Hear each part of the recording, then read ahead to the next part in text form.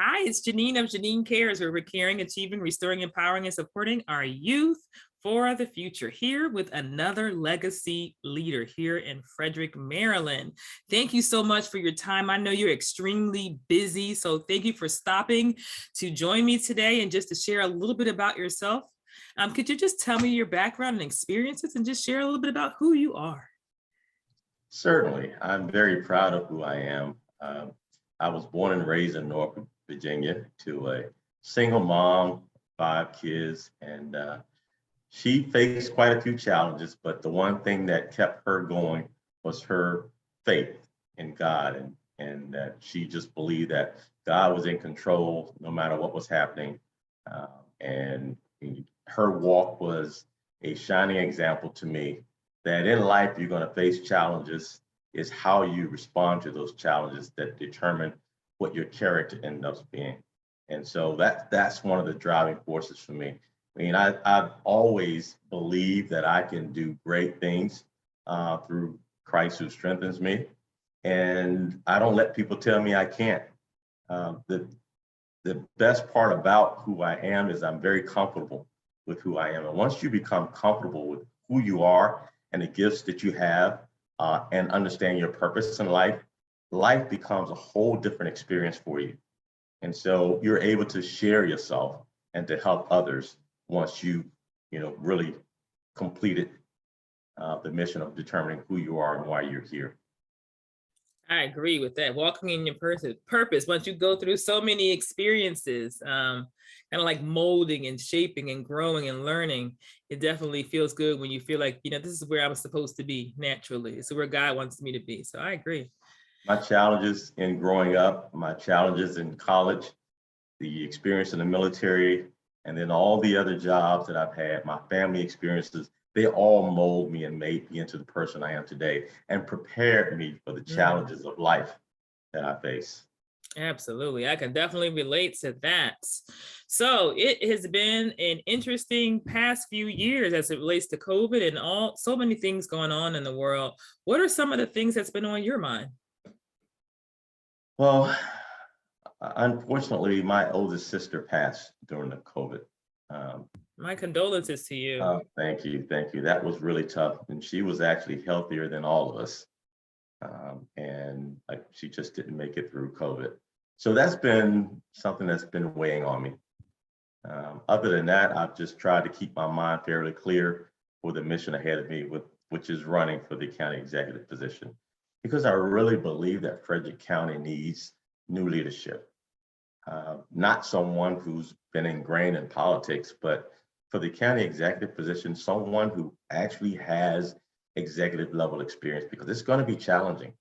I mean, the great thing about Jan Gardner, she was, the president of the county commissioners. And so she basically ran the county in her past life. So stepping in as the first county executive was a natural progression for her. Not so for anyone right now. It's really an important move for the county, and that's been heavy on my mind. Yeah, definitely. It's just so many candidates running right now. It's really difficult to really learn and get to know everyone. That's why I was interested in trying to do this, just to give everyone a platform, because there are a lot of different people, and I appreciate you sharing a little bit today. And I'm really sorry about your family member passing. I know a lot of people can probably relate, whether it's directly in their family, whether it's friends. That's right. Or, just witnessing all of the trauma that occurs, secondhand trauma. So, yes. So as you consider all the things that you're, thinking about and preparing for, what's been the hardest thing for you right now? The hardest thing for me was back in February when I injured my knee. Prior to that, I had started my door knocking campaign. And was having fun and having success at it. And then when I injured my knee, it slowed me. I was on crutches, and then on one crutch, and then on a cane, and then just wearing a brace. And I'm glad now that I'm free from even the brace, but I'm still not 100%. And so the challenge with that is not being able to knock on the thousands of doors that I wanted to. So I've had to try to be creative and finding other means to reaching the community. But that's been the biggest challenge for me, because I love talking to people. I love meeting new people. I love talking about what I plan to do for Frederick County. And so not having that opportunity was really tough for me. Yeah, I can imagine. And even with the brace on, we still saw you around the community just a little bit. But yes, I can imagine if you're a little bit of an extrovert like I am, it is definitely difficult when you have restrictions on movement. So That's right. That's right. yeah. And I've tried to, compensate for it. Some people may have seen me on 26 waving a sign in the morning, or in Right. Mount Airy in the evenings, or in Urbana, or up on New Design Road. I'm trying to, get out there and let people see me. And hopefully from there, they'll go to my website and learn a little bit about me. Definitely have seen your signs everywhere. I don't I'm know if trying. people always know who you are, but the signs are definitely out there. Thank you. So as a leader, I know there's hard times, and then there's that balance, and we have to identify what it is that we're going to do to keep us grounded. Earlier you spoke about the faith of your mom. So what do you do for self-care? What keeps you grounded? Well, so I talked about faith, but what keeps me grounded are the 7 F's. And I've always talked to my children. I've talked to young people about it. I've talked to people in church about it, because it really helps me. And the 7 F's are faith, which is the first one. And I believe that you have to have faith in something. I mean, you choose who you decide or what you decide to have faith in, but you have to have faith in something, because when the times get hard, what do you hold on to? And so the second is family. And I believe in making sure that I spend some time with my family. And I have a beautiful wife. I have 6 kids, and I have 5 grandkids, and 1 granddaughter on the way. And so I have to make time for my family. I mean, that's the most important thing. And then I have friends, and your friends, they're there for you in your tough times, and you can't forget about them because you get so busy with life. So friends, and then finance, you got to take care of your bills and keep your money straight. Fitness, take care of your body so your body can take care of you, so you can get through and do all the things you want to do in life. And then future, you can't just focus on today. You have to be planning for what tomorrow will look like. What do you want to do with your life? Is it more education? Is it another job? Is it, research? What are you doing to prepare yourself for the future?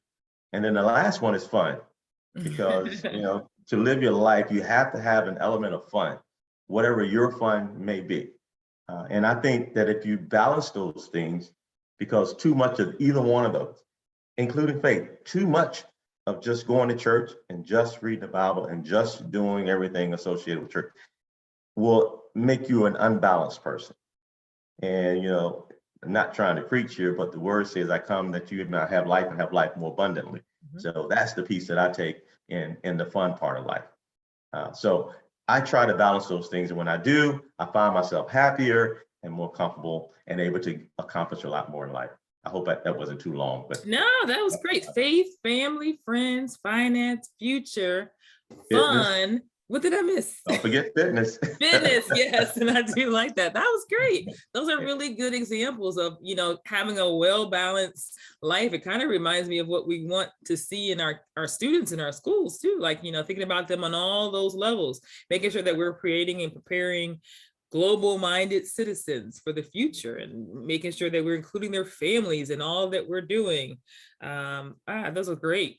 Preparing them. I know our New Horizons summer program and the work that we do with SHIP, they're teaching them life skills. And a lot of our programs, I think that's really, really important. So thank you for sharing that. All right. So as we consider 2 of the stakeholders who I feel are really important, students and parents. Now, I always think the community is equally as important. We have to all work together in order for us to be successful as a county. And so I like to give some advice always at the end of the interviews for students and parents. So you just gave some really good advice. I don't know if you have anything else that you want to add on, but if you have anything that you want to say, speaking particularly to parents nowadays that are raising children, any advice for them, and then maybe also just directly talking to the students right now. Certainly. So for parents, we have so many challenges that we have to face now. it's really difficult to keep your perspective on life with what we're dealing with as a nation, from the political scene, from the violence, of what's happening in the Supreme Court. There is so much negativity. So one of the things I always say is take some time to decompress. Because if you carry all the weight of all the negativity that's happening around you, it's going to come out in one way or another. So take some time, stop, take some deep breaths, try to relax, and get away from your screens. Don't indulge yourself in all of that negativity on a regular basis, because it can distort how you are dealing with life and how you're dealing with your children and how you're dealing with the school system. So that's a piece of advice I give to the parents. You're worth it. Take some time for you, break away from the craziness of life and decompress, and then come back at, whatever it is that you need to deal with. Definitely. I know that for adults, it's sometimes hard to find that time, but it's so rewarding when you take the time to do so. It really is. It really is. And sometimes we just think we have to go and do, Right. do. And it will catch up with you. And sometimes when it catches up with you, it really can change your outlook on life. So, I mean, for me, if I get home from work, I ask my wife, just give me a few minutes. Yeah. Let me just sit in quiet, take some deep breaths, and now I'm ready to deal with my home situation. Yes. Especially when I had kids here, that was so important. Right. That 3 to 5 minutes made a Mhm. difference in how I responded to whatever was happening in my home. Yeah, it's kind of like you want to transition too. You want to just make sure you're You in the do. right mindset. That's right. That's Very, right. very important. Very, very important. That's why those mindfulness things and activities, even in the That's school right. setting, are really important for our students throughout the day because they transition to so many different places and environments. That's right. So what about the students? What would you say to our students? Oh my God, I feel for our students. I mean, the challenges that they face the past 3 years, life just hasn't been, the same. I mean, when you and I were younger, we had a chance to experience, our senior prom and going places with our friends and Right. just doing all kind of great things, enjoying life and not worrying about a lot of the major things. But dealing with social media, I mean, back in the day, if you Yeah. had a situation at school, when you left school and went home, you were able to avoid having any conversations or even dealing with it. Right. These young people now, they deal with it at home, they deal with it at school. I mean, wherever they go, there's a constant reminder of whatever took place, whatever challenges you've had, whatever friend situation you're dealing with. And that is hard. That is really hard for these young people.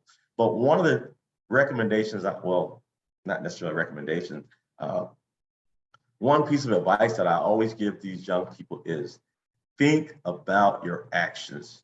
Mm. Don't look at it as far as today. Look at it as far as what will the impact be 5 or 10 years down the road, because your actions today will either help you or harm you in your future. Absolutely. And you are young, you haven't really experienced life to the point to see that really in full effect. But I can tell you as an adult, that if you're in a position where you have to look back on the last 5 or 10 years, there are some things you say, I wish I hadn't done. And some of those things will follow you. The challenges that you have, something as simple as deciding to pick up something in the store and not paying for it. Mhm. It may not seem like a big deal today, but what if when you do that, the owner of the store has an overreaction and does something that harms someone else that's innocent, that was in the situation, all because of what you did? You really need to think about your actions, because in this country, you have so many opportunities to do great things. It doesn't matter where you came from. And for those who are in an impoverished situation, I was in an impoverished situation. Just because you're in an impoverished situation doesn't mean the impoverished situation is in you. You get to choose who you want to be. You're young, you got choices to make. Think of it this way: life is a road, and you need a plan so that as you travel that road, you know how to adjust when you happen to make a wrong left or a right turn. without a map, with no future plans, without having to know what you want to be and what you want to do in the future. It's like driving without Google, Right. I should say, because back in the day we had maps. Right. But now it's Google. It's like it's trying to drive to New York without Google, Right. to a specific location. And so have a plan. And in that plan, know who you are, know who you want to be, and don't let people take you off your path too far. You're going to, again, as in life, you're going to sidestep. There are going to be things that pull you a little bit to the left and a little bit to the right, but stay on the course. Stay on the course, because when you're able to accomplish great things in life, not everybody's going to go through college, okay? And that's something I wish Frederick County Public Schools would do a little more. The Career and Tech Center is a great educational tool, because again, everyone's not going to go to college, but everyone can still get a decent job. I mean, Career and Tech Center has certifications for technology. My daughter completed in cosmetology. She now owns her own beauty salon up in Boston. Very nice. So that's what she wanted to do. Right. And she's doing well. And so we need to communicate to these young people that, you don't have to go to college. I mean, I know the school want to prepare you so that if you decide to go, you're well prepared to attend. But let's also support those young people who may want to be a plumber or an electrician or HVAC technician or an IT technician, and give them paths to help them to be successful. I love it. Encouraging them to dream big and to really strategically plan. My mom gave my brother the same piece of advice when I was younger. She always used to tell us when we made decisions and choices to say, what if?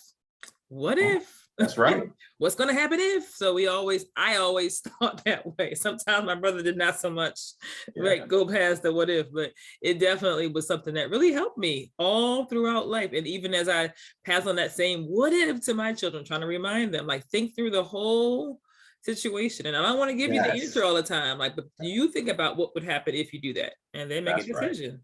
That's right. So, well, thank you so much. As we close out this interview, once again, it's Jeneen of Jeneen C.A.R.E.S, where we're caring, achieving, restoring, empowering, and supporting our youth for the future. So many legacy leaders here in Frederick and beyond. If you have a passion, a purpose, or talking about politics or whatever it is, and you want to get on Jeneen C.A.R.E.S, I invite you to come and share space with me in time and fellowship and allow us to get to know you as well. We're here with Daryl Boffman, who is running for county executive here in Frederick County.